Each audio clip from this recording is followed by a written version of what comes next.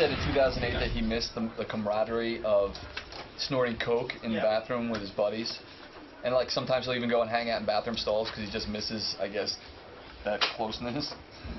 The whole Napster thing, we never got into him with that. They were like leading the lawsuit for musicians against Napster, and he says he never really imagined that backlash was going to be so strong to that. They resisted putting their catalog on iTunes in 2006. I'm always curious why that was. He says, you know, they almost broke up, but performing with the Rolling Stones brought them together because everybody else was out. He says he thinks James Hetfield is homophobic in 2001, and he thinks that means that's a sign you're not comfortable with your sexuality. Him and Kirk Hammett used to like tongue kiss on stage just to fuck with people. Hetfield also said in the same Playboy interview that he didn't think Lars was a great drummer, and he's also thrown Lars through drum kits several times. And then you see there's some great quotes there about groupies. Good morning, Lars. Good morning. How are you, sir? You know what? Doing fine, thank you. How are you? Not too bad, thanks. Thanks. Is there any hot water in my near future? Absolutely. All right. Whatever you'd like. Is that your department? Yeah, not really, but I can make it happen. Okay. Come right this way. All right. So you excited for this interview? Very.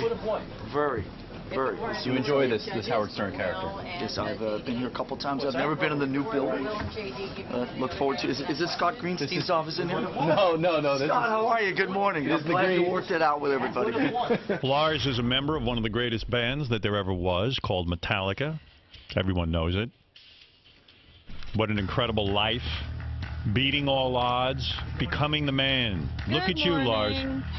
What'd you do? You cut your hair off? You shaved your head? His hair's been cut off for a long time. Not this short. I think I was just trying to beat it to the punch. It's been. You going bald?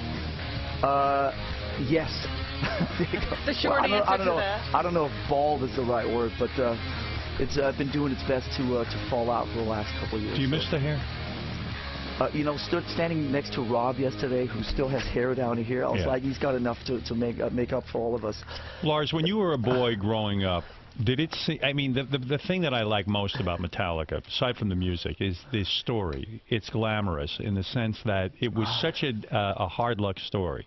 You grew up very poor, didn't you? I grew up in a very bohemian situation in Denmark. I don't know if poor is the right word. You know, Denmark is a social democracy working. Did your family ever expect you to be a success? I mean, when you were just a kid, I mean, I'm sure they used to look at you like, hey, he's some little shit. And it seemed like all you guys kind of had a chip on your shoulder. I like that. I had the same chip. I grew up poor in the friendship area. I was a bit of a loner, kind of alienated, and just enveloped myself in music. Did you have friends in Denmark? I had friends, yeah, but we weren't part of like the big gang. You know, we were sort of hovering on the edge, doing our thing, enveloping ourselves in music, and kind of. How old were you when you knew you were going to be in music? 14, 15. When did you start playing the drums? My dad was a professional tennis player, so I grew up in the world of tennis and traveled around on the tennis circuit all over the world. Were you almost a professional tennis player? I was, in my mind, I was almost a professional tennis player. Is that what you wanted to do, to bond with your father? I don't know if it was to bond with my father, but I wanted to, it was what I knew, so it was sort of what I wanted to do. And in Denmark, I was actually in the 12th and 14s. I was ranked in the top 10 in the country. No kidding? No kidding. As a team or as an individual player? As an individual player. There's no team in tennis. Well, you know, sometimes they have like doubles and things like that, and they have like group competitions where schools go, so it's collective points and that kind of thing. So you're saying as an individual player, you were ranked top 10 in the country. In the country, in Denmark. In Denmark, okay, which is about, you know, the size of the West Village. But nevertheless, a pretty big accomplishment. Yeah, but it was also, you know, you gotta understand, I come from a sort of a tennis dynasty family. My father was the best tennis player in Denmark. His brother was the second best tennis player in Denmark. Is that how you got your father's love? I mean, was he a cold kind of guy? That, like, if you were a good tennis player, then he paid attention to you and his eyes would light up? I think that if he was sitting here, he would find that to be quite exaggerated. I was pretty into doing it myself. It was what I knew. It was what I knew. And so your entire childhood was devoted to more toward tennis than to learning the drums. Tennis was tennis was kind of my day job. Music was my passion, and it was the same thing with my father. My father loved music. There was a lot of music around the household when I was growing up. He actually, in his spare time from playing tennis, wrote about music for Danish newspapers. Did your father ever say to you, listen, if you want to be a great tennis player, knock off the music passion and get passionate about tennis? No. No pressure that way? No. But what happened was that when I finished school in Denmark when I was 16, I came to America to play tennis for a year at, you know, Nick Bollettieri? Oh, sure, down in Florida. That's the big tennis school. Yeah, so the first year that Nick Bollettieri's tennis academy in Sarasota, Florida, got off the ground, I was there, and I was the only kid out of the 50 kids that was there that didn't go to school because I'd finished school in Denmark. So I was there in the tennis academy, or the tennis prison, as I called it at the time. Other guys talk about the Nick Bollettieri school. It's like, I'm thinking of, what's his name, with the long hair? And Agassi. Was he there with you, those guys? Agassi was not there yet. The first year I was there, there was a guy named Paul Annacone, who is now Federer's coach. There was a guy named Tom Fontana, Jimmy Arias, who became a fairly well-known player for Did Nick Bollettieri say to you, hey, kid, you've got some talent here, and I think that you can go places? Or did he just basically say, listen, you're wasting your time, go be a drummer for Metallica? What did he say? Nick said, jump on it. That was the main thing he said to me. He said, jump on it, kid, jump on it. Jump on the ball. Jump on the ball. So I would do my best to jump whenever Nick spent a lot, and I don't want to be disrespectful here, but Nick spent a lot of time. There was kind of a pecking order system. So over on court 1 was where all the, you know, Jimmy Arias, all the star kids were, and I was lucky in the fact that obviously he was very respectful of my father, so I was up on maybe court 2 or 3. But isn't that a good learning technique? In other words, he makes it so you want to be on court 1, so that it's humiliating in a way? Absolutely. And he would sort of wander over to the lower courts occasionally, and then, you know, he would come over, come on, Ulrich, jump on it, jump on it. Okay, wow, this is what we paid $20,000 for. In other words, when a guy says to you in tennis to jump on it, it's almost like a life coach, like, oh, go jump on it. But meanwhile, like, that's kind of a horseshit phrase. Like, hey, man, teach me a better backhand, right? In other words, teach me something. Don't give me a pep talk. Jump on it. So you learned nothing over there. Did that discourage you from becoming a professional tennis player? Yes. Could you have made a pro career out of tennis, do you think?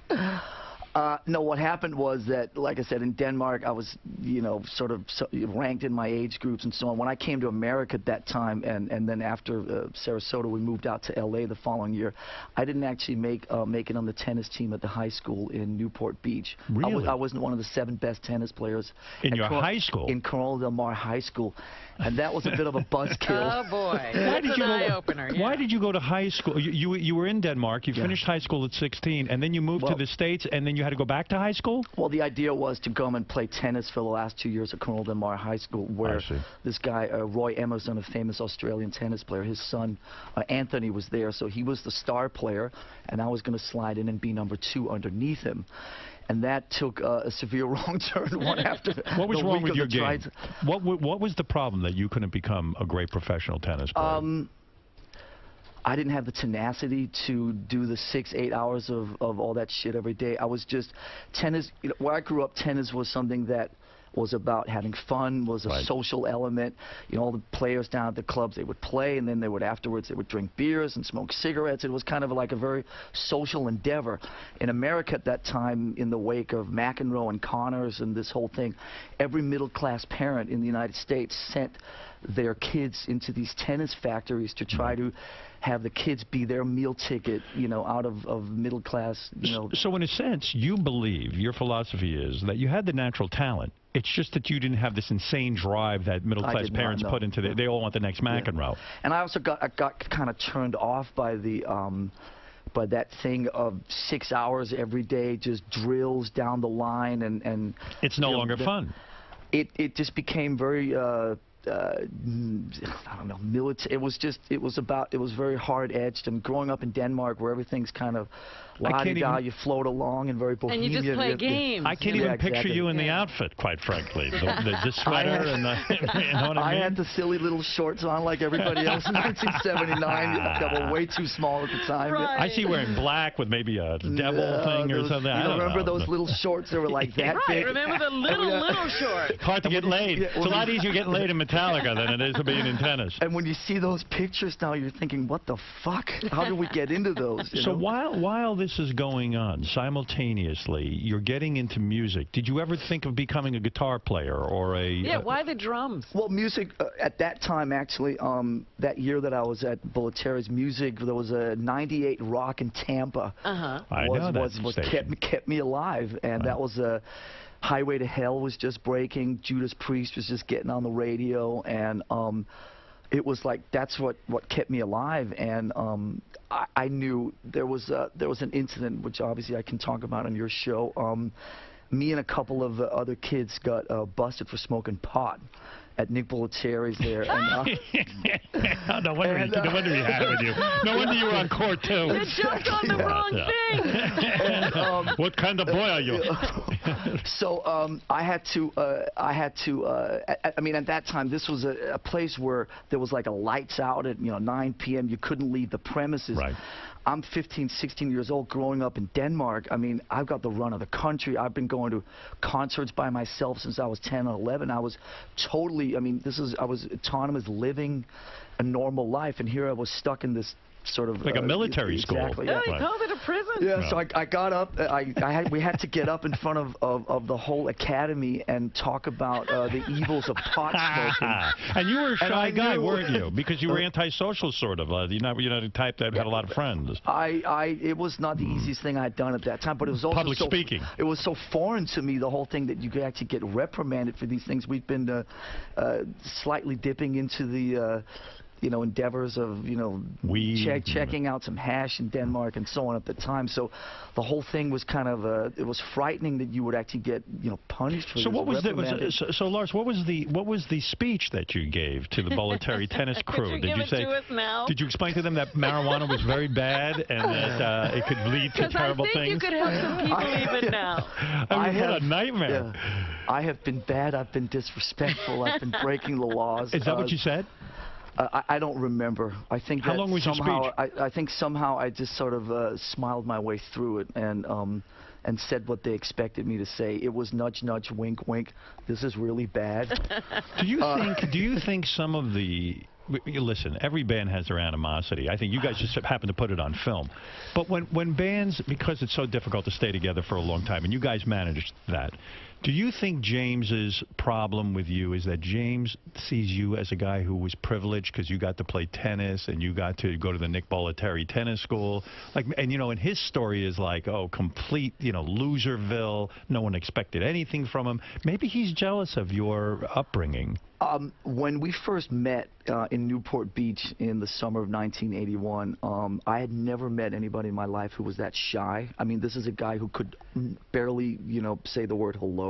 Right. I certainly couldn't look you in the eye. And when my parents, who were very welcoming and embracive and, come in and sit down and have dinner, I mean, he couldn't deal with any of that stuff. Antisocial.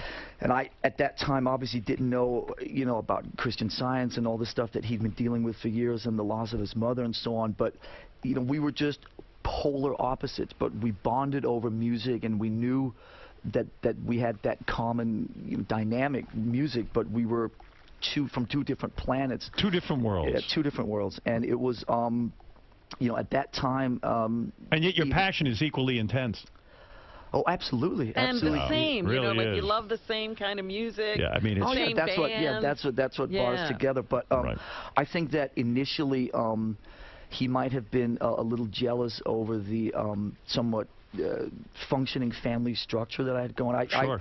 I was the only guy in those circles that didn't hate my parents. I didn't rebel against my parents. I'd been, they were very abrasive. They would, serve us drinks, and right. I'd smoke pot with my parents. You would smoke pot with your parents? Don't say that. Like, cool. Isn't that weird? Was that a little weird? No, because coming from where I came from in Denmark, it was not weird at all. But so the point is that I bet you James was jealous of your relationship because he didn't have that. Exactly. He was antisocial. He can't even, function sometimes. It's like, yeah, maybe he was a little bit envious. Yes, I think that's an understatement. Yeah. So when you're a tennis guy, okay, and you're and you're doing this thing, when do you start to actually physically buy a drum set and start to play it? In Denmark, I had been down on the ground in front of my grandma begging I was maybe 10 or no, about 12. 12 years old. It was like drums was supposed to be sort of my escape away from the discipline of tennis. So so I started kind of playing when I was 12, 13. Now so a lot of parents will say to a kid when they ask for drums, "Screw you! I don't want to hear that racket in my head." I asked my parents if I could play drums, and my mother said point blank, "You will play the clarinet because those drums, I don't want to hear you pounding on those drums all day." I understand her point. I don't want to hear that either. It's mean, but that's the way life goes. You realize how different your life would have been if you had my mother? Do you think anything could have stopped you from playing the drums? I believe my mother held me back. I was pretty driven. As literally in the space of a week, when I didn't make the tennis team at Cornell Del Mar High School, I knew that music was my calling, and I just set all my sights on making that happen. Is 12 years old too late to start playing drums in a sense? Don't kids have to start like when they're 5? I was self-taught. I actually had to go back after we put our first record out. Before Ride the Lightning, I took drum lessons for about 6 months because there were some basic rudiments that I didn't even know. You taught yourself drums? Yeah, in the beginning, yes. Before the first couple of years of the band, I did it all myself, yeah. That's pretty incredible. I mean, look at the success you are. And you mean you'd go downstairs, put on a record, and sit there and play along with the records? Yes. Yeah. Where would you do this? In your basement? In my room. In your room? Yeah. You had the drum set. You'd sit there and pound away to what records? Beatles records or something? At that time, when I first got the drum kit, it was more Deep Purple, Black Sabbath, Richie Blackmore's Rainbow, Thin Lizzy, that type of stuff. Did anybody think of lessons for you? Did anyone, your parents? No. They're so busy with that pot. They were doing the whole tennis thing. Tennis and pot. Tennis and pot. You will not play drums. So wait a second. We are smoking a pot now. So this is a thing where you decide, I want to be a drummer. You're 12 years old. You're playing these drums. I decided I wanted to be a drummer after I didn't make the tennis team in Cornell Del Mar High School. That was the big decision. That was the calling. When the whole tennis thing it deflated in front of my eyes in the space of a week, literally. Then I knew that music was going to be my calling, absolutely. How does one get to be a really good drummer? Did you practice 6, 7 hours a day? I played, pretty much all day. Played along to records. I mean, I certainly would. The responsible side of me would say, if I could do it all over again, taking a year or two of real basic rudimentary lessons. You've heard the word paradiddle and doubles and double drum. Sitting and learning all that shit on a snare drum and all that type of stuff. That was the stuff that I had to go back and learn after Kill 'Em All came out. Wow. And when James said to you, I guess this was when a low point in the band, he went in Playboy and said, Lars is not a good drummer. Now this is the guy who is your everything. You are in a band together. Why did he attack you? And I'll ask you this question for one reason.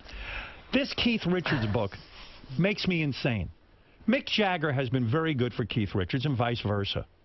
Why would you write a book attacking Mick Jagger? Mick Jagger right now is off doing a solo thing because he got fucking fed up with this bullshit. I couldn't agree with you more. Why did Lars, why did James do that to you? Well, you said it yourself. I mean, it was a low point. 2000, 2001 were, in the 30-year career of Metallica, those were the 2 dark years. There was a lot of shit going on that, he was dealing with a lot of his own demons, and you saw the movie, and it was just the low point. But to attack your drum, I mean, you're a great drummer. Are you not a great drummer? It's not rational, obviously. I mean, Lars, are you a great drummer or not? I believe you are. Thank you. I'm a very intuitive, and I believe that I'm the best drummer in the world to play behind James Hetfield's guitar. Goddamn right you are. I mean, those are complicated songs. It's not easy stuff. So I'm not a particularly technical drummer. I'm not interested in being a particularly technical drummer. I'm more interested in feel and Could you go in a studio session and sit there and play on a commercial or something like that? That would just never appeal to you, right? No, it would not, no. And you would never play with another band? I've never played with another. The only band I've ever been in is Metallica. Didn't it strike you? I know your bass player had to be kicked out of the band because he decided to do side projects. And in your mind, you say, listen, it's not like this band needs money, right? It's not like this band needs money. I just have to say, that was between James and Jason, which was right around that low point. And I'll tell you, a great thing about in Metallica is that when there's something going on that doesn't involve me, I stay the fuck out of it. I ran screaming in the other direction. It was like, yeah, there's something bad going on here that doesn't actually involve me. I'll just stand on the sidelines. Is James unreasonable in that sense? That, like, why can't Jason go do a solo project? But I understand James is saying, listen, we've got a great thing. You start doing solo projects, either you're Metallica, sure, of course, or you're a solo guy. Which is it? Choose your allegiance. Or is that too extreme in your opinion? No, James was James's whole thing at that time was that, you know, he wanted that kind of what's the word, loyalty, and he wanted that kind of dedication, and to stray from outside of Metallica was to show weakness. So his whole thing was kind of you know, we ended up doing some therapy, as you're well aware of, and that whole thing was sort of like you suffocate people through love. That his whole thing was he loved Metallica so much, he loved Jason, he loved everything, that nobody was allowed to breathe outside of Metallica. And I think, fair enough, you know, from Jason's point, he was not involved in the creative side of Metallica. He had no voice in Metallica, so he needed a creative outlet somewhere. So since he couldn't do it in Metallica, he ended up going elsewhere, and then James wouldn't let him do that. And did you go to James and say, James, aren't you being a little rough on Jason? I stood on the sideline. He said, I'm not talking about like me a fucking today. pussy. No. Are you afraid? Are you afraid of James? No. At that time, I mean, like you were saying, just things were really fucked up in the band. It was a really rough year. We were very fractured. Did Jason call you and say, Lars, can't you talk to him for me? No. You didn't? No, that didn't happen. What a career suicide, though. Here's Jason, who's in one of the most successful bands in the world.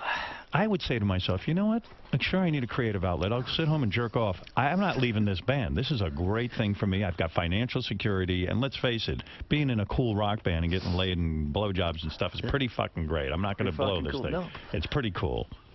It definitely was a mind fuck for us because, you know, when you're in Metallica, you're a lifer. I mean, you know, all the people that work for us. I mean, we have people that have been with us 25, 30 years. It's like a gang. Once you're in, you're in. Right. And you're not going anywhere. So Jason was the first guy that left sort of voluntarily, and that definitely fucked with us. But I think in retrospect, fair play to him, and I actually respect him for doing what he believed was right. And I obviously did try to talk to him. I went out to his house one time when all this was going on and say, listen, I'm sort of caught in the middle of this whole thing. You do what you got to do. You know, either way, I respect you. And I think it was a huge decision, obviously, for somebody to walk out of this band, but what fair play to him. Yeah, so James calls the shots in the band, though. I mean, if he makes that decision, that's it. I mean, he says, hey, the guy's out, and that's it. No, actually, he left. No, James doesn't call the shots at that level. Jason left the band. I mean, Jason walked out of Metallica. He called the band meeting in about a month or two after this all went down. It was December of 2000, and said, you know, got us all in the room and said, I don't want to do this anymore. Are you guys calculated enough that you talk about your look? Now, I know you guys don't have a look. What look? No, wait a second. Yeah, but that's the point. If somebody's in Metallica and they show up wearing like a new leather jacket that's kind of like, hey, I'm trying to look tough, do you ever sit someone down and say, listen, maybe this doesn't look Metallica? Does anyone ever discuss that? Because you guys have an anti-look. You know what I mean? If you came out dressed up like, you know, a boy band, everyone would say to you, stop. There has to be some sort of meeting of the minds on the look, the logos, the whole marketing of the band. True? Listen, we're 30 years into this next month. You know, there's been different periods and different expectations in that level. Certainly, this band in the last 10 years has been incredibly relaxed on all those types of fronts. I think in the 80s there was maybe a uniform. There was a sort of something that was expected. You know, it was the black T-shirt gang and the black leather jacket gang, and we were all kind of, you know, at that time you live together, you travel together, you sleep together, you eat together, you fuck together, you drink, you do everything together. You're chained to each other all the time. So obviously you're never going to stray completely outside of that sort of gang mentality. So it wasn't until we started kind of having enough money to buy houses and those types of things in the late 80s. And all of a sudden, like, one guy moves over there and another guy's over there, and then all of a sudden it's a little bit like, ooh, I remember, like, the first time I went furniture shopping, there was a little bit like, okay, do I have to get all black furniture? Well, yeah. I mean, you know, you made a statement just a few minutes ago. You talked about, first of all, to me, in my mind, I imagine being in a band as being maybe the ultimate trip in life. A successful metal band that has a cool image. And, you know, you say you do everything together in the beginning. That's, you know, I watch shows like American Idol and things like that. The reason those kids aren't successful, I think, is because they don't go on the road with their truck and live in shitty conditions and play constantly 24 hours a day and live together. There's something to that, right? I mean, you became a better drummer practicing with the band over and over again. But also, I think the key word in what you're saying is really the word band, is the gang. You know, what happens is that you end up sort of all keeping each other in check. Right. So it's not when there's not a sort of a leader and a guy that tells everybody what to do. So if you have a true band, which this band has always been, there's always this thing of keeping each other in check, not wanting to fuck up and let the team down, always trying to look out for each other. And there's something incredibly, you know, you feel very secure within that, but you don't want to sort of stray too far from that. But when you go on the road during the lean years, I mean, and you had many lean years, yes, we and did. You guys could have easily broken up and said, look, this thing isn't working, we're never going to make a living, and we got to have a life.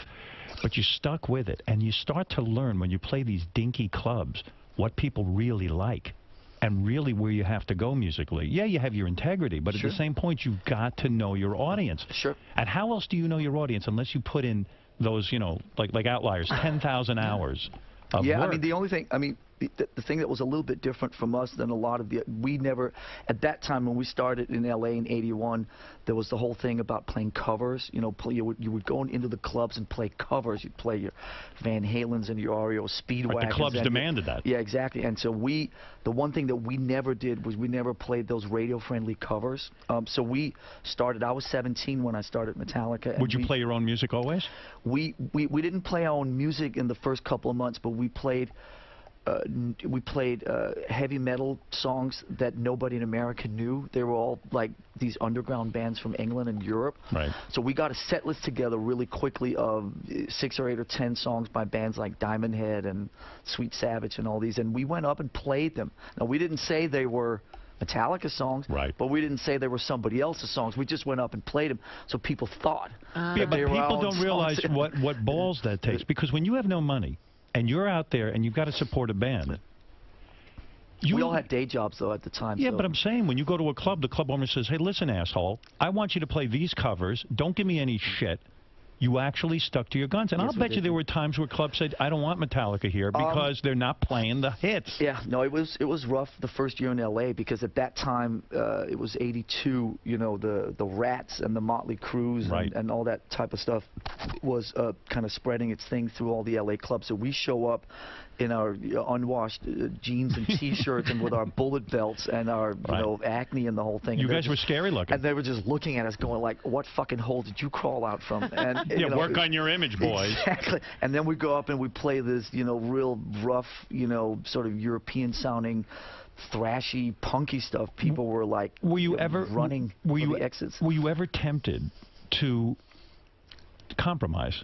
Did you guys ever sit and say, you know what, we could probably make a lot more money if we became, you know, like Motley Crue? No, but they're 17-year-olds, Howard. They're not thinking about no, it was actually the other way stuff. around. It fueled us. It actually gave us more, you know, it fueled us. You were angry, like, hey, fuck you, we're going to do it our way. We had a lot of contrary energy the first couple of years, But the reason I say that is because I see today, people are willing to bend and mold to whatever it is that you want them to, like American Idol. They'll go, you know what, guys, I think you should sing something this. Oh, okay, I'll change my whole image. Because at that time, I mean, listen, we weren't, there wasn't this drive to make it. You know, you know, I worked at a gas station and I delivered. Was that your day job? Yes, I was a cashier at a gas station. Why weren't you a tennis pro? because I had I'd been humiliated at Crowell Del Mar High School for not being one of the 7 best fucking players there. So I walked away from that. I got myself a job at the Costa Mesa gas station being a cashier. Right. And then every night at 6 o'clock I would drive up to Norwalk and meet up with Hetfield and Mustaine and the boys, and we would start drinking and we would start playing, and we had so much fun. So there was never... Mustaine was mad at you because you didn't mention him at the Rock and Roll Hall of Fame. True? He's been mad at me for years over many things that I may or may not have done, so it's difficult to keep up with that, but we're all good now. Thanks. Lars, did you ever get laid as a cash register guy at the gas I'm station? the guy at the gas I mean, station. That would be something to really be proud of. It's easy when you're in Metallica. I did not know. You know, it's funny with you guys. You made a statement before. When you're in a band, you even fuck together. That is true, right? I mean, yes. There were years where you guys... I mean... It's funny, Absolutely. I don't think of you guys as the traditional rock stars. You're sort of the anti-rock stars. But yet, you did indulge in the groupie thing and the drug thing a lot. Yeah. No, a lot of coke? Yes. Well, I've been pretty honest about all this over the years. And do you miss it? No. I had a lot of fun. Why did you stop doing coke? Because of the day after. I would feel so bad the next day that it wasn't worth it anymore. When you're in a group scene and the whole band's fucking, you didn't ever accidentally fuck one of the other guys in Metallica, but you know, I mean, you could slip. You were very high. Listen, there were times when the lights were off. Maybe that's why James is so angry. Who knew what orifice we were getting into at the time? But we were doing our best to not fuck each other. But we certainly would chase after a lot of the same girls, and there was a lot of hand-me-downs and so on at the time. Was it a wild scene? I mean, would it be like you would date James's girlfriend and he'd date your, or there'd be drama like that with the women? I don't know if the word dating was applicable. Right. Blowjobbing. But it was crazy. And you know, the thing that was different about you know, our thing versus a lot of our peers was that, you know, I don't need to mention names, but a lot of the other bands were very public about their conquest. Yeah, about their behavior and their debauchery. We kind of kept it very quiet. So we were still engaged, but it was more kind of low profile, and that was pretty cool. But we had a lot of fun for a lot of years, and I'm so glad that we did it. But what is the fun? What is the fun? Yes, drugs. Women. The women thing. What?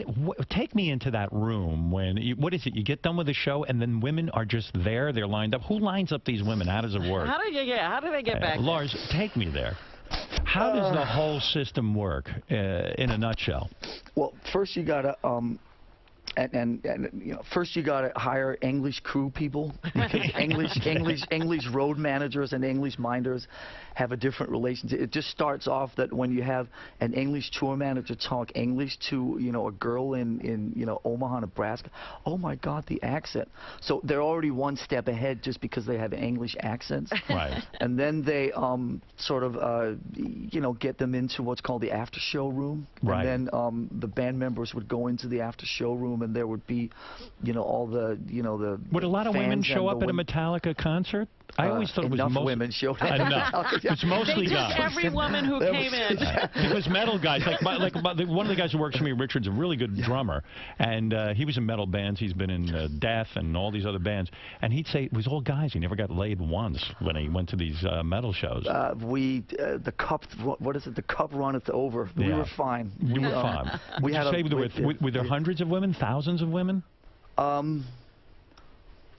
There were probably thousands in the audience. There were, right. I don't know if there were hundreds backstage, but could you walk there was never a backstage? Shortage. Could you walk backstage after a show and a woman just puts her mouth on your penis and blows you like you don't even know her name, you don't know anything, and then boom, it just happens? That may be slightly exaggerated, but there were times where there were never words exchanged. Sure. Wow. You're a father now, right? But I'm telling you, it you know, when you talk about the 80s, and let's just make sure that we're talking about, you know, sort of the 80s, the early 90s, there was one magical element to all this, which you can't forget, which is the tour bus. You know, at that time, you know, tour buses were like magnets. You know, when tour buses rolled into towns, I mean, people would just start chasing after, you know, you roll matter into who the was gig, in there. you know, no, it's just, yeah, I mean, I remember like in Salt Lake City. I mean, you'd roll in and you know, just girls would like run after the tour bus. People just, they were Girls magnets. considered a badge of honor to get into the tour bus. Absolutely, yes. And into the back lounge of the tour bus, that was as close to rock and roll heaven as you could get, was the back lounge of a tour bus. Would you be discerning? In other words, you get back in the bus and there's a whole bunch of women back there, and let's say there's, I don't know, a fat chick or something. Would you let her blow you just to be a nice guy about it, or say, you know, I don't want to hurt your feelings? Would you do that, or would you actually pick one that you were attracted to? Was there any kind of... There may have been a little bit of that, sure. A little bit. You know, we're a full-service organization, sure. You really took care of your fans. If your dream is to spend 5 minutes with one of the members, yeah, we can accommodate that. With the people in your crew, as you got more and more successful, would they say to you, "Hey, listen, Metallica"? The crew were always they were the gateway, sure. Right. Would they ever say, "Hey, listen, you know, let us in the back of the bus too there, and let us have some fun"? Why are you guys always having all the fun? Well, the crew would have all the fun till the band would show up, and the crew would, you know, you would have these, and I'm not saying anything that I haven't said 100 times before, and I'm not saying anything that I'm sure you haven't heard before, but within that world, it was the pass system. Yeah. So you could always identify, there were different passes that went to different people. So you could, there were codes written on the passes. So when you saw a girl at 6 o'clock, or if you saw a girl at 11 o'clock after the show, you could quickly just look at the pass, and there would be codes on there to see, you know, was this a crew girl? Was this somebody that was there just for the band? I mean, that whole thing was very well taken care of. You have to know, organized. You have to know a lot more than drumming to be in a band. You gotta remember the codes. Oh yeah, and that's where these English tour managers and English minders would come in handy. Because you were a shy kid, kind of growing up. You know, you were sort of, as you described, a little bit antisocial. Did you get laid a lot in high school, or when the band hit, that's when it started to all happen? I didn't get laid till the band started. The band was the catalyst. Yes, no, You were a virgin? Hand on heart, yeah. Wow. I ran off with one of Dave Mustaine's girlfriends. That was the. Was that your first? That was the first. That's how you lost your virginity. Yes. You lost your virginity. You stole Dave Mustaine's girlfriend. I don't know if the word "stole" is applicable, but it was. You know, Dave Mustaine was a very, very cool guy. He looked fantastic. He was very socially competent. He was like king shit in Huntington Beach, and he had a whole circle of people around him, and there was a lot of you know, I got to court 3 or 4. Right. He was on court 1. I didn't make it all the way up to court 1. Too bad there was a Nick Bollettieri girls' school. Exactly. So Dave was the man. In bands, when you fuck a guy's girlfriend, there isn't the drama that we see in real life. In other words, Dave probably didn't care, did he? No, he was on to the next one, as Dave Grohl would say. So he didn't come to you and say, "Hey, Lars, what are you doing? That's one of my prime girls." No, it was nothing like that. Do you go and tell him you fucked his girlfriend? There may be a chance. It's the first time I've ever spoken about this publicly. Maybe a chance he has no idea. So you kept it on. Now we have a topic of conversation when I see him tomorrow. You kept it on the QT. Yes. At what point, though, do you meet James? So you're the tennis guy. We missed this part of the story. You're this tennis guy. And suddenly, you know, you kind of, I'm going to devote my life to music. How do you meet up with there was a paper that you would get, a freebie paper you'd get at 7-Eleven called The Recycler. You know, cars for sale and all this type of shit. And there was a musicians wanted section in that. So I put an ad in The Recycler saying, drummer looking for other musicians to form a band with, and he called. Called you, this shy guy. Well, actually, his friend called, and me and him and his friend met up, and I didn't get along terribly well with his friend, but I saw that this James guy, he was kind of responding to the same music that I was into. So you have a conversation first. Hey, I'm into this, I'm into that. You know, if he starts saying, hey, I'm into the Cowsills, you know, you don't have a match. And so this guy musically understood. He was doing the same thing. He was into the Cowsills. So this guy, why is that funny to you? That's just funny. I don't know. I ran an ad for a guy who's into the Cowsills. That's why I'm not in a band. That's why you're here. No, I'm tripping on the conversation. I mean, at that point, you just have to remember, like what I said before. I mean, James was so painfully shy that I don't think the word conversation is not applicable. It was more like, you know, just utterings, you know, like one word, like grunts, one word grunts. But I could tell right away, instinctively, I could tell that this guy there was a vibe with him, you know, and I really connected with him and could tell that he was kind of into the same shit that I was. Years later, when things got really bad, did you ever think of running the same ad to see if you could get somebody in there to start a band with? So where do you meet the first time? Do you go to a club or something? Do you, where do you go to meet James? No, it was down in Newport Beach at my house, actually. At your house. He shows up, and this degenerate shows up who's shy and scary looking. And he was with this other guy named Hugh Tanner. Yes. Right. Did you start to think maybe this was a bad idea, inviting people into my home? I mean, he's a scary guy, isn't he? Listen, I was 16, full of spunk, was green and ready to go. I didn't think like that. You got to understand. And you're living with your parents, right? Yeah. And you're inviting strangers into the house through an ad. Dude, I came from a year earlier. I was traveling around on public transportation systems in Denmark, going to like Deep Purple and Status Quo concerts by myself. Inviting somebody into my house didn't really seem like a Did your dad ever say, "Hey, listen, I don't know who that guy's name is," referring to James, and say, "Listen, that's a scary motherfucker. Looks like some sort of biker. I mean, what are you inviting him into my home for? Let's go smoke some weed and talk about this, son." He said more like, "Why don't you invite him to come sit down and have dinner with us, and we'll pat him on the back a little bit and make him feel better." Yeah, there's a homeless mutt. So in fact, James and you have this meeting. When does he sit down with a guitar and you get on a drum kit and you start to see if this guy's even any good? And he checks you out. When does that happen? That happened, I think, the same day. Yeah, we started playing right away. And, you know, I had a really shitty drum kit at the time that the story that he keeps telling is every time I hit a cymbal, the cymbal stand would fall over. So. That's not a good impression. Yeah. So, you know, but he was... You could tell he was gifted, and my drums were just fucking a complete mess, and we walked away from that meeting not feeling particularly a lot of love from each other. But really, no handshake, like, hey, this is it moment. No. I went back to Europe for 6 months and did a whole bunch of stuff. When I came back to America, I called James up again 6 months later. I said, let's try again. Let's form a band, and he came over and we formed the band, and that was in October of '81. Interesting. 30 years ago. It's like the relationship hasn't changed in all these years. It was pretty much the same as like, I don't know what's going on. So there was never, even as years went by, there was never a great conversation. I was talking about this about Fred. I've known Fred 30 years. I think I've said 5 words to him. There was never a great sort of sit down between you and James where you sat and like had your moment, your bro moment and bromance moment. You guys don't really communicate on that level. It's all about the music. I mean, that's greatly exaggerated. We had... Would you know James's favorite TV show? He grew up on all these American television shows that I had no idea what were, but we had a lot of fun over the years. You know, the hardest thing about me and James was whenever there were other people around, we always got weird with each other because we were always fighting for pole position. When me and him were together alone, we got on fabulously and had a great time and would go get in trouble and had all sorts of fun. But the minute we were part of a bigger thing, it got kind of weird because it was always a lot of chest beating and who was cooler and who had the bigger dick and all that stuff. Did you ever think Metallica was going to be a huge band? I mean, you guys ended up selling the 60-something million albums, and you made more. How many albums have you sold? I don't even know the number. 100 million? 100 million? North of 100, yeah. North of 100 million. I mean, did you ever... Because you guys, when you started, it was like fringe kind of music. I mean, it wasn't mainstream music. Probably Some people... say it still is. But did record companies say to you, listen, boys, if you want to have a career, you better fucking get a little bit more commercial, true?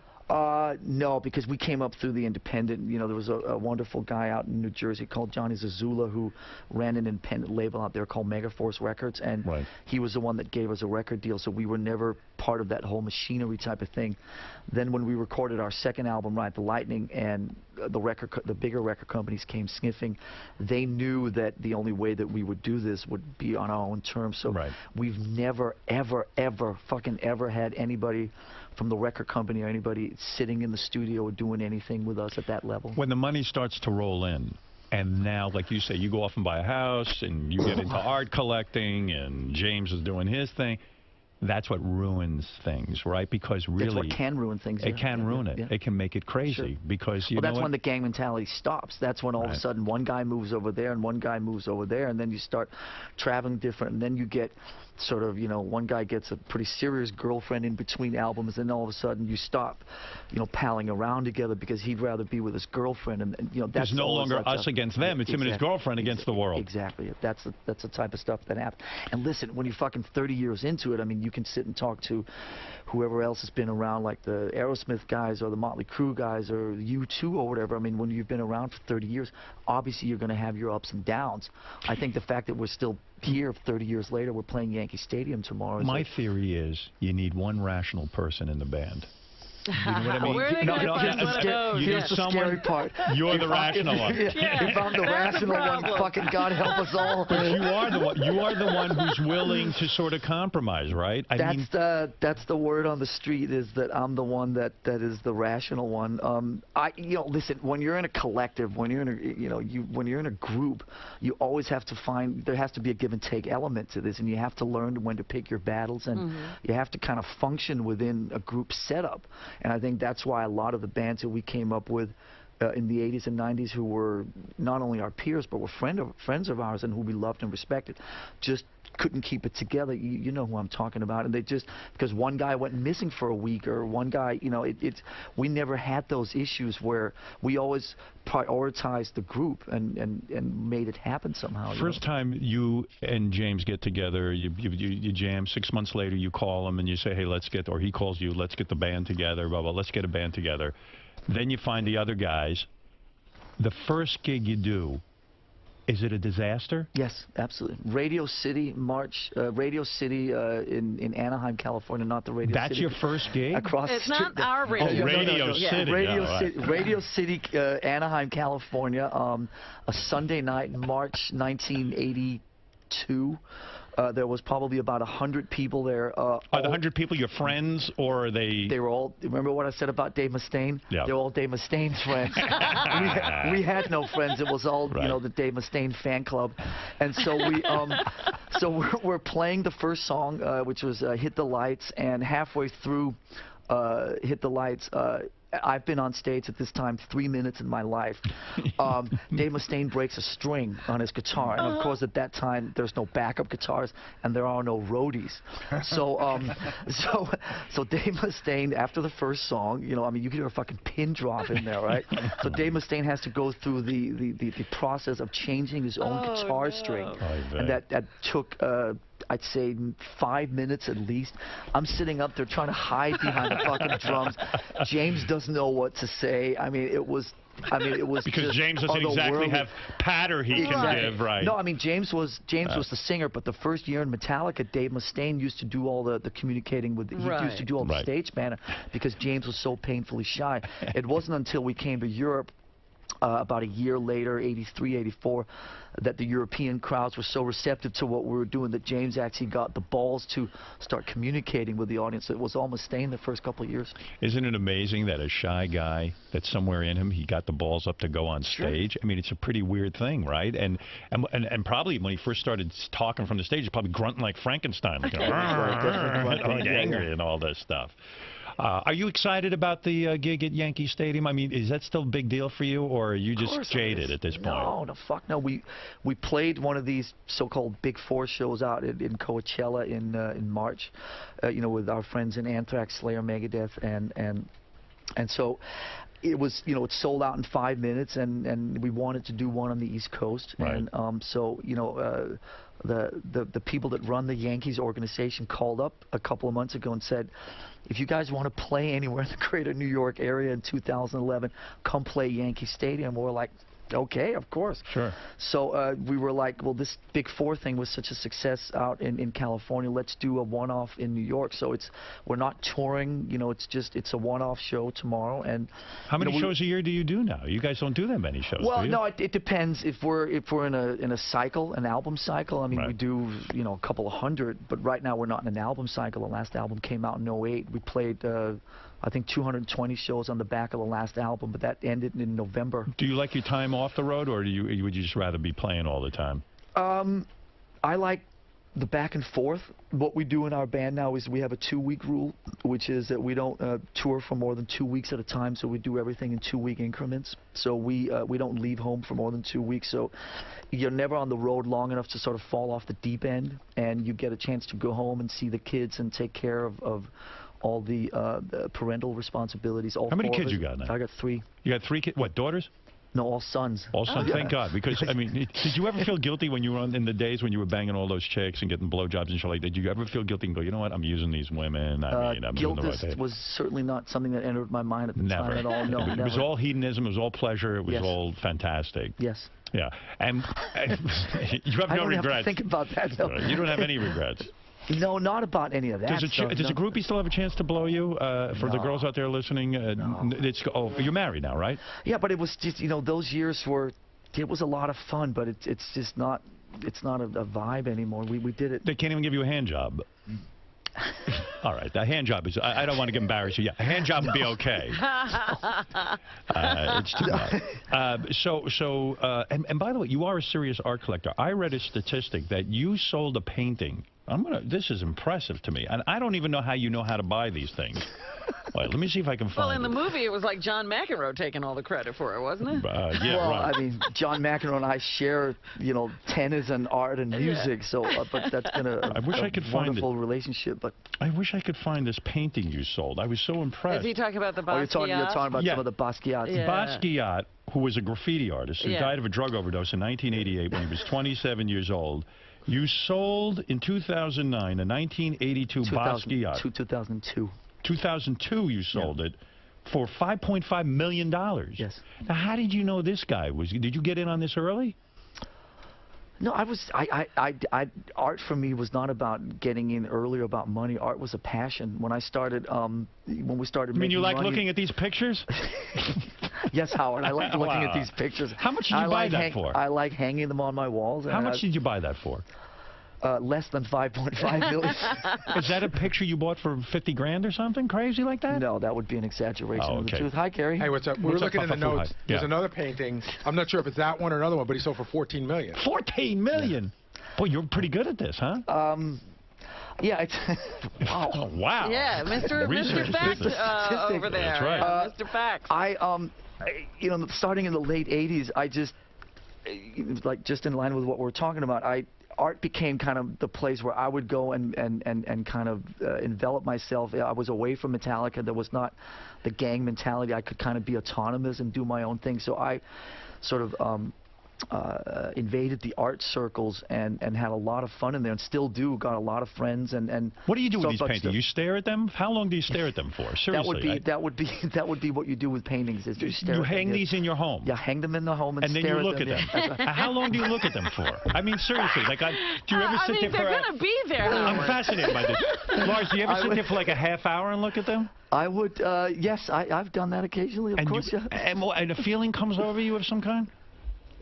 I'm just trying to learn how to be human. Give me a lesson, will you? So you the look idea is that I was really into very abstract art, very and very big paintings. So I have very big walls in my house. So I would buy these very big paintings, and I would sit and look at them, and I would kind of envelop myself in them. I would lose myself in them. I would kind of navigate through them. It's almost like an otherworldly experience. I've never done hallucinogenics in my life, and so I guess this is as close to that as. Do you have an armed guard that lives in your house? I mean, you got to be careful. I mean, you got something $15 million on that wall there. I mean, do you ever think about some sort of alarm system at least? I have an alarm system, yes. You do good. I'm sure he lives in a secure place. Thanks for asking. By the way, have you ever heard Jim Brewer's impression of you? Yes, I have. Yes. Fantastic, right? Jim Brewer is fantastic. He's great at doing me. He's great at doing Hetfield. We're doing these 30-year anniversary concerts coming up in December, and we've actually asked Jim to MC him. So he's going to come. Oh, great! Oh, yeah, he's Jim the goes. best. Jim goes back. I started hanging out with Jim about 15 years ago, just when he was doing the Goat Boy and the whole SNL It's thing. a thrill of the lifetime for him. He's awesome. He's Yeah. absolutely awesome. Although he told me he thinks he got dumped by you, I think. Remember that story? He got dumped by Yeah, Lars because Lars, Really? like Jim wasn't enough fun for Lars. It was kind of like Lars was on some mad tear and Jim wasn't enough fun. I think the other version of that story is that James Hetfield came in and swooped him. You know, me and Stole him away? Me and Jim were best friends, and all of a sudden, you know, he got introduced to James Hetfield, and I just remember standing there going like, you know, James Hetfield and Jim Brewer ran off together in front of me. I was like, how the fuck did this happen? You never cared about the women, but when he took Brewer, you got upset. Took Brewer. I was like, wait a minute, that's crossing the line, Boy, pal. Brewer's an easy fucking lay, isn't it? I can't believe it. I was never part of that threesome. Can I tell you something? I think I can get you Jim back if you really want me to intercede. You know what? I may take you up on that. Maybe you could MC the. Maybe the three of us could sit down and talk this through. Well, I could talk to you all day because I'm fascinated by musicians, especially the early years. And again, I think Metallica proves the point that you have to pay your dues. There's no way around it. If you know, a lot of kids want to be musicians and be in a band and put it together in a week and suddenly have success. You guys really put it together, and I love this story of you forming the band, putting the ad in the paper, going out doing a shitty show the first time, the string breaks, it sucks, and you didn't give up. No, of course a lot not. of people would have said, hey, fuck it. Dave Well, Mustaine can't change a No, guitar string. But You're it was telling also, of the story of that great band. What was your band? Oh, well, you see, that's the problem. I was in a band. I did not know Electric that. Comic Book. When I was young, in 6th grade, I wrote music, performed on keyboards. I changed it to Plumbers Union. Right. Then back to Electric Comic Book. And I said, you know what, we suck, and I stopped. What did you play? I played keyboard. Original Okay. music. Okay. You mean you've but he never- also wrote the music. You never heard the song Silver Nickels and Golden Dimes? And all you hear is And Devil's listen, Chimes? I've been listening to your show. You know, I mean, you were on Live 105 out in the Bay Area, and Right. then I was kind of a latecomer to the whole Scott Greenstein empire. But I have my satellite, and you know. Listen. Listen to those drums. That is not me on drums. That was Jerry Dickowitz. Dickowitz? Dickowitz. Okay. That's me singing lead. Seriously? Wow. Pretty awesome, huh? Would you have seen something if this guy had answered your ad? Yeah, if I'd answered your ad, you would have thrown up. You would have thrown me right out of the house. Think of the possibilities. Psychedelic beat. Ulrich and Stern together. Let me tell you something. Sugar Ray did a cover version of this, and it was a big hit.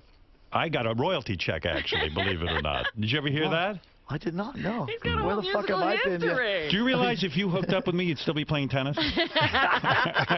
Think of the possibilities if the two of us had gotten together. My point is that it would have been great. Imagine me playing tennis. But Lars, Maybe really, it's not too late. you boys, when you go to a Metallic show like this one happening at Yankee Stadium, you're seeing years and years of perfecting an act, of perfecting this music. This doesn't happen overnight. Well, thank you. We're seeing a band's life's work there, right? Yeah, we do what we can. Yeah, it's And it's a fantastic fucking show. we've because we know each other so well. We haven't had a sort of revolve apart from the bass player position where we've had 3 bass players now. We haven't had a revolving door type of thing, so we know each other intuitively very well. And Listen, I watch America's Got Talent. They have this group on. They're young kids. They're not ready to be on America's Got Talent. They're not ready to be in front of America. They've got to go out and practice. Their rhythm section isn't good enough. This is what I say. That group. The group. Okay. This is my point. You got to get your shit together before you go in front of America. America's the toughest audience. And you even have to go back to drum lessons after you put your first record There you out. go. And was that humiliating? I bet it was. Here you are, professional. Me and Kirk Hammett, our other guitar player, went back, and he actually got lessons from Joe, you know Joe Satriani. Yes. Kirk took lessons from Joe Satriani, and I took lessons from his drummer. How's that for one-stop shopping? And you know what? If you had been an egomaniac and an asshole, you wouldn't have gone and taken those drum lessons. You would have been like, I'm in a band. We're signed, man. I Fuck have a you. record Listen, deal. no, it Right. went so. The first 3 years went so fast. I mean, Johnny C, God bless him, took us out to New Jersey. We made our first record up in Rochester in 1983, and before we knew what was going on, we had a record out, and we woke up one day after that first tour, and we were like, time out a second. Maybe we should actually learn how to play these instruments. It's true. When you call Joe Satriano's drummer for drum lessons, does he say, "Hey, listen, you guys have a label deal. What are you worried about?" They were very gracious. They were. What does he charge you? What did he charge you for lessons? I think the only thing that we could pay with at the time was a tuna and a can, or hamburger helper. He didn't charge you for the lessons. There may have been a small monetary fee exchange, but it certainly wasn't much. Isn't that something? Well, we like all of a sudden, the drummer from Metallica is handing a guy his money for his guitar. Thank you for my you understand, we had no money at the time. But you put your ego aside. I'm impressed with you. No, of course. That was the move. Fuck it. No, we did. No, Fuck it. Listen, our egos. Fuck it. No, our egos were pretty in check in the '80s, and our egos were pretty in check in the '90s. Now it was the '90s when our egos ran a little rampant. Do me a favor. But that's not a bad batting average. If one of the 3 decades your ego runs rampant. Let Richard, who's a drummer, meet you. Just let him say hello to you. He's been bugging me the whole time. Yeah. Richard, come in and say hi to Lars, and don't bug him. That dress, and don't fucking be naked either. Oh. No one wants to see that. All right, here he is. He's out of that dress. Go ahead. Say Dude, what you want to say. King Diamond shirt. Yeah, Look at you I go. knew you would appreciate that. You going to the big show? Of course. What are the metal bands you've been in? Tell him. Death. I was in the band Death and Iced Earth. And cool. I have a band now on Brian Slagle's label, cool. Charred Walls of the Damned. Awesome. I just got a text from Brian last night. He's coming. Yeah, we were hanging last night. Right. Yeah, we have a mutual friend. Yeah. Are you the guy that gave Metallica the reason? I'll tell you, short story here. When I came back from being in Europe in '81, and after my first meeting with James Hetfield didn't go so well, I came back, and my friend Brian, who he's referring to, was putting together a compilation of the sort of the heaviest bands in LA at the time, and he knew that I was trying to get a band together, and he said to me, kind of, I think as a joke, he said, "If you ever get a band together, I'll put your song on this record." And this was 30 years ago when having a song on a record was a big deal. Right. And so I called up James Hetfield and I said, "Listen, let's give it another shot. If we write a song together and record it, my friend will put it on this compilation record." And then James came over, and I kind of lured him in with that, and we recorded this song, and my friend Brian, who he's talking about, came through on his promise, and Metallica was on this this first compilation called Metal Massacre, and that's where we made our recording debut. So it was. There's a lot of guys who along the way still indebted to this guy Brian, and he's still a great friend of mine. There's a lot of guys who were good to Metallica along the way. There was Brian a bunch of assholes, and then there were a bunch of guys who you still remember and treat well. But Brian Slagle, Johnny Z, they were the guys before. We've been with our managers and our for 28 years now, but Brian Slagle and Johnny Z were the 2 guys that we're no longer with, but they were fantastic to us, and we're always indebted to them. Lars, should Steven Tyler not have done American Idol? Should he have? What? I don't. Give me the opinion. You see, this is you. This is how you laugh. So you don't give an opinion. You're smart. Should Steven Tyler have done American Idol? I'm not. I don't watch popular television. So when you sit and talk about all the shows you're talking about, I have no idea. But Aerosmith is a legendary band, right? And their guitar player Joe Perry is very upset with Steven for doing this. He feels he should have been consulted. James Hetfield wouldn't sit still. No, I mean I can. Oh no. I can listen. I have an opinion of this. I can certainly relate to Joe Perry's side of this, because I think that to watch somebody in your band run off like that, and who knows what the conversations were between them. Right. I certainly don't. I don't know if you do, but I think you could argue that Aerosmith has a higher presence today because of Steven Tyler's involvement. So you sort of have to, I'm not trying to sort of sit on the fence here, but you kind of have to look at both sides of it. But James would never tolerate you being a judge on American Idol. Is that true? Well, 10 years past all that stuff, the low points, I mean, part of the reason Metallica functions so well today is because we've found a way to, not get in each other's shit. Right. I would never do it. James would never do it. We would not stray into these types of things. But, James, does voiceovers for our cartoon shows, and I've strayed into, I did a film with Clive Owen and Nicole Kidman a couple of months ago.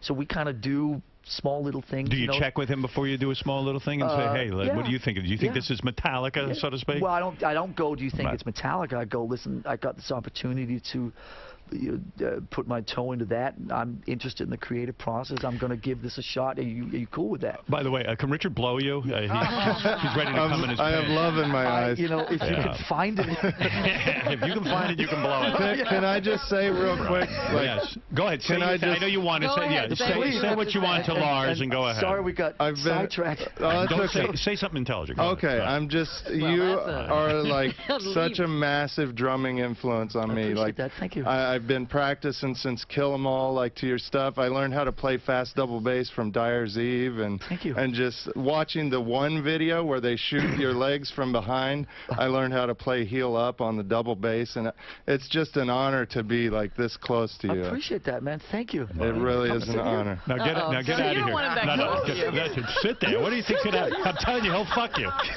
Oh my God. You're the man. No, All right. thank you for that. And you're coming to the big rock show tomorrow. Yeah. Great. You're Well, going to Yankee Stadium? Yeah. Look at you. I got front row tickets. He'll be the guy wearing Yeah. the diaper, so he doesn't have to leave during the song. Right. Do you know he goes to what? He goes to concerts and wears a diaper, and then because he doesn't want to miss certain songs, and then he pisses in the diaper. That's the guy you just hugged. That's fine. Listen, I've hugged worse. Trust me. Yeah. Okay.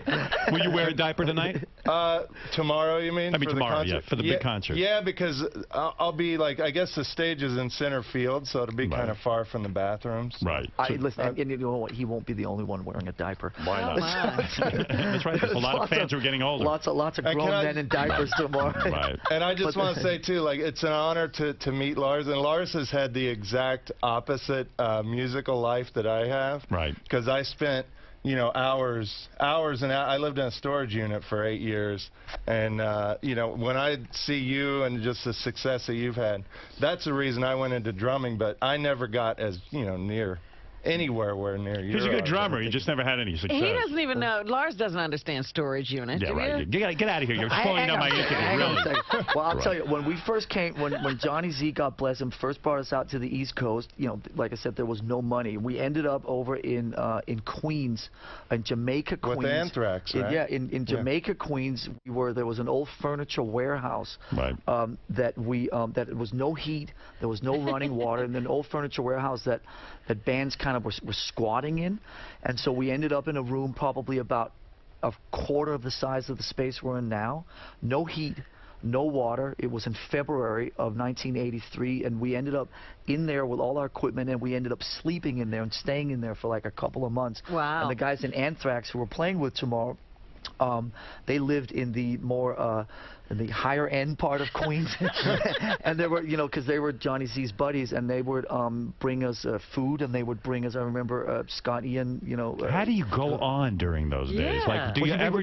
How do you not get discouraged? He brought us a toaster oven. Yeah. And that toaster oven, we would get a couple of these. Remember that chunky soup in a can? Yeah. We would get a couple of those. We'd take the labels off. We'd put the can inside the toaster oven, and then that would be our meal for the day. But why would we go on? Because we loved playing music. We loved everything that came in the wake of music. Thank God it worked out. I mean, Richard's still in court 18. He's not even on court 3. No, but getting back to the fun element part of it, even at that time when we were eating fucking, you know, Soup. that shit, Chunky soup. and had no money, we would go and play shows at L'Amour's, you know, on Yeah. the weekends, and play up in Port Jervis and all different places, and there would be people that would show up, girls that would show up. We would have these parties. People would invite us back to their houses. We would drink beer. We would fuck their girlfriends. I mean, it was like, even at, It you know, was in great. 1983, it was a lot of fun. It's a great career, right? Yep, so you don't sit there and think about the fact that I'm eating fucking chunky soup in a can. You sit there and think about all the beers I'm drinking and all the girls I'm meeting, You even know, in 1983. you never would want to go back to those days, but at the same point, thank God you went through them, because it makes it all so much sweeter now. Hard work for something makes it so much better, doesn't it? Yeah, and I would even, I would say that there was, and I don't want to sound too poetic here, but there was an innocence at that time. You didn't know about all the stuff that we all know about now, so you were sort of had the blinders Tunnel off. vision. Yeah, and in that, became a thing where you were just constantly just in the moment, enjoying yourself. You didn't have to sit down and deal with business decisions or deal with all this other crap that you Lars. deal with. You know, you just had, it was 24/7 fun. Right. what- There's what- sort of what- a romance about it. What piece of ass are you married to now? I don't even know. I met the other wife, but the first wife. first Remember one. what the first time? You the told me first she was a time, yeah, medical doctor, the and I first time believed you. came Right. down. Yeah, that chick. I still remember that. But Yeah. that's funny because she had just broken up with Matt Damon Right. at the time over at the old 92.3 studios. I came down with her, and we were sitting talking about Matt Damon. Do you remember Right, that story? right. Good Will Hunting and all that Yes. stuff. And she was sitting out in the lobby, and at 6:30 in the morning, you somehow roped her in to coming in, and Yeah. I still have this vision. The room was about that big, Right. and we were sitting there, and she was sitting at 6:30 in the morning, terrified as you were interrogating her about Matt Damon, who was just breaking at the time. That was a really funny story. Yeah, and she was a hot piece of ass, and you married her. Yeah, we had beautiful boys together. 3 and boys, right? That's Yeah. that's the 3 kids. And what happened? And that whole thing went to hell.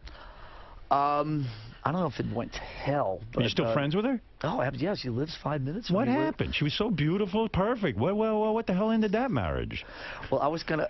You cheated, didn't you? I was gonna. Hang on a second. All right. I was gonna call her after I left here and tell her, to, tell the boys that Dad was on Howard this morning. Yeah. Maybe I won't do that now. Yeah. What went wrong?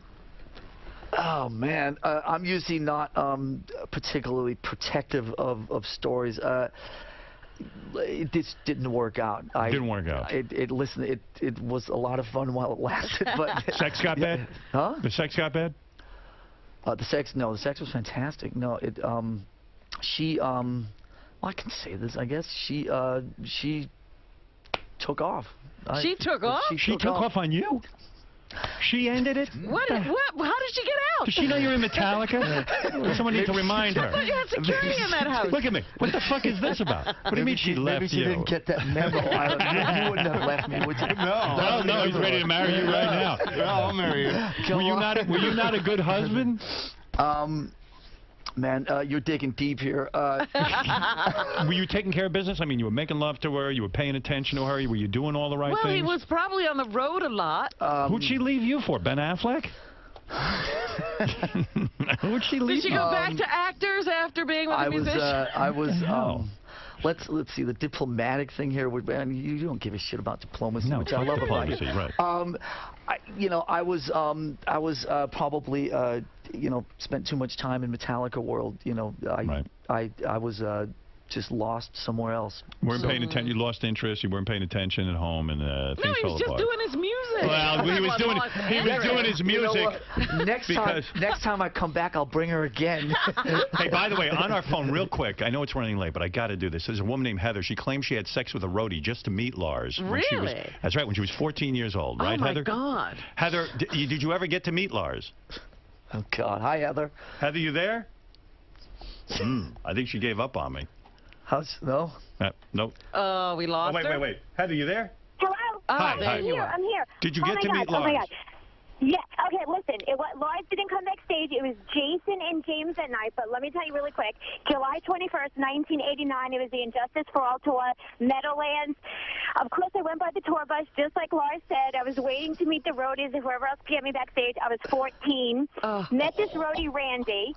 Looked just like Newman from Seinfeld, but fatter and with Jerry Garcia hair. Yeah. Okay? That narrows it down to about 30 or 40. So wait, you blew a guy to meet Lars, and you never met Lars? Blue. I'm I had sorry. sex Oh, with you had him. sex with him. Well, what a shame. Wait, it gets better. So it wasn't that night. So first I met him. I said, yeah, I want to get backstage. I'll be at the show at the Nassau Coliseum on Sunday because, I mean, I was hardcore. Why is it so important Lars. to girls to meet a band and actually fuck a guy just to meet the band? Just some guy. It's crazy. Oh, my God. I was You really want the answer to Yeah, that? what is the answer? Just like Lars said, it was the 80s, you know. I mean, Yeah, they but were in their What is the real intellectual listen, answer? I don't know if this is the only answer, but I think you could argue that in a lot of the smaller wonderful, God bless them, towns in this great country, there was a kind of a status thing, right? You know, between the locals. It's like who could get the closest to whichever rock star. You became the contest, so to speak. Well, if that was the best they could do, then we were glad to offer ourselves up. Hey, Lars, does a drummer need to build up his body in a way? Do you have to sit there and work out and do exercises because of the physical demands of drumming? I'm a fanatical runner. Yes, I run every day. When I came into New York City last night, by the time we'd done our press and all the stuff I was doing last night, I checked into my hotel at 1:30 in the morning. You know what I did? I went for a run in the park. How many miles did you do? 1:30 in the morning. 7 hours ago, I went running. How many miles do you do? I run about 45 minutes, about 3 miles. Ever get plantar fascia on your heel? I'm suffering from that now. I'm a runner myself. And, I'm fanatical about running. No matter, I have to run every day. You run through pain. You run through the weather doesn't matter. Who are you married to now, by the way? I meant to ask you. Where'd you meet this broad? Your lovely wife. Where'd you meet your lovely wife? I'm not married. Oh, you're not married? I've been married. You're never going to get married again? No, I don't think I'll ever get married. But you have a girl you live with, this kind of thing? I have a girl, yes. Is she getting frustrated with you because you never get married? She wants to be married to you. She wants to be with Lars. I believe she had even worse marriages than I did. So. Will you knock her up? Will you knock her up? Some would argue that I already did. Ha. Yes, we have a child. Oh, you have a child together. Yes, okay, yeah. all right. So you're pretty committed. All right. Listen, I could talk to you all day. No, this is fantastic. What am I going to do? What about you? Don't you have anything? I snuck in to try to meet you in Kansas City in '92. Should have blown somebody. Yeah, did you sleep with that same guy? I was ready to, yeah. But no, I didn't. The Seinfeld guy. We got caught. Me and my buddy got caught and got kicked out. What is Heather still there? Did she get? Did she go? I got rid of Heather. I think there was an end to her story. I'm sure there is, but you know, another time. I think she tried several days, apparently. No, it's interesting. It's interesting. She was talking about the Meadowlands because what always happened was in New York. You know, New York at that time was never like anywhere else in America because New York was all about you'd get 200 people from the record company and you had all so all the next level endeavors usually never took place in New York. They always took place in the Cape Girardeau, Missouris of the world, or Saginaw, Michigan, or all the sort of the, as we call them, the B markets. So it was interesting that Heather was referring to the Meadowlands because when I think back to all those years, I never think the Meadowlands. Right. I think you go further back. Place in Wisconsin. But she was saying that first there was the Meadowlands and then there was another concert at Nassau Coliseum. I think she was trying to still see you that next day. I think she blew a lot of guys and never got to meet her hero. She went through the entire crew. Listen, God bless Heather. See Metallica is part of the Big Four concert tomorrow night at Yankee Stadium. It's going to be a great show. You'll see Richard in his diaper. He'll be pissing there. And can I just say that I just spotted this. Richard, you have a Metallica logo on your shoe. Ride the Lightning shoes. Wow, look at you go, man. Fuck. I'm not going to pull them all the way down, but look at you go. What is that, Metallica? He's got Metallica boxers. Underwear. Yes. No, he's hardcore. He's hardcore. I hope you get a chunk of that. So. He sure does. I mean a chunk of the money, not a chunk of my boxers. But. See Metallica as part of the Big Four concert. That's tomorrow night at Yankee Stadium. Again, I'm sure there's not that many tickets. Richard will be up front. Maybe, like I was told, there was like 7 tickets left up in the rafters somewhere. Is Richard going to get to go up on stage and drum with you, Lars? Is he going to be able to do that, or is there's no chance? I just want to watch and enjoy. And you don't even want to. You don't want me to put you on the spot? I would love. That would be the greatest honor in the world, but I don't want to put you on the spot. Well, I appreciate that. I'll tell you what. I have the only time we had the Cult. You know the Cult. Yeah, they were a good band. Yeah. So before Matt Sorum joined Guns N' Roses, which he did in about the year after the tour that Heather was talking about, the Injustice for All tour, we had the Cult opening for us. And Matt Sorum, so Red Rocks in Denver, this famous amphitheater, there's a tunnel from the stage out to the soundboard where they have all the equipment. And so there was a song that we used to do called Little Wing, a Hendrix cover great song that Kurt would play. I got Matt Sorum to go up on stage and play it for me. And I ran out to the board under the audience and saw Metallica from the soundboard for 5 minutes once. So if I get that urge again tomorrow, he'll do it. He's good. He won't come up. Yeah. You know, come Lars, up, he won't embarrass you. Maybe I can run out to the midfield and see Metallica play at Yankee Stadium. That would be cool. But you got to have your underwear. I will. Lars, he'll do whatever you. If you want to just take his head and play drums on it tomorrow night, Yeah, you if can. you want to play drums on me right now. That's right. See Metallica. Yes. Oh, I'm sorry. I was wrapping up. Do you have Can something? I play a second of me drumming for him? Where would you have that? On GP2. He's even All had right, it well, pulled already. this isn't about you. It's about Lars. He doesn't want to hear your fucking drumming. He just wants you to pass judgment on him. All right, where is it? I don't see it. GP2. Wait a minute, it's going to play it for us. All right. In gray up top. All right, he is a good drummer. There's a drum kit up there. Where's that? There he is on. Oh, there he. Oh, yeah. I see. Okay, here. Yeah, but what's on GP2 is better. Well, let him You hear don't that. want us Let me see. to Let me see play if we can this? find the Oh, sound. look at you go, man. Where's the sound? Oh, well, you're everywhere. Wow. Wow, look at you go, man. Wow. How come we can't hear it? I can kind of hear it. There you go. Whoa. Okay. Is he any good? Yes, he's very good, yeah. I mean, I don't know what he would sound like playing behind Hetfield. Right. But in terms of doing his drum solo, 5. And that's all influenced by you, Lars. Oh, well, thank you. That's pretty good. Yeah, you're pretty good. I got to admit. Lars But might almost be I impressive. bet you took lessons, right? And Yeah. you did all your rudiments and all that shit. And like you, playing along to metal albums, playing along to Kill 'Em All and Ride the Lightning. Very nice. All right, listen, leave There Lars you go. alone. Now All he's right, seen you drum. Yeah, now he's all impressed. He's going to blow you now, okay? Lars, it's a marathon, man. You were in there for a while. Oh, yeah. Is he here? Lars, may I speak to you for just a sec? So, a big theme of the interview was the early years and all the hard early work years, and, yes. and perseverance that led you here. Where is Metallica at today? How much more? I mean, you guys have proven everything. I mean, how much more is there? How much more is there? Yeah, how long do you Well, plan I think on keeping we're this just going? getting started. Really? Yeah, no, this is just the first 30 years. I'd like to say we have at least 2 or 3 more 30 years left. So we're just getting going.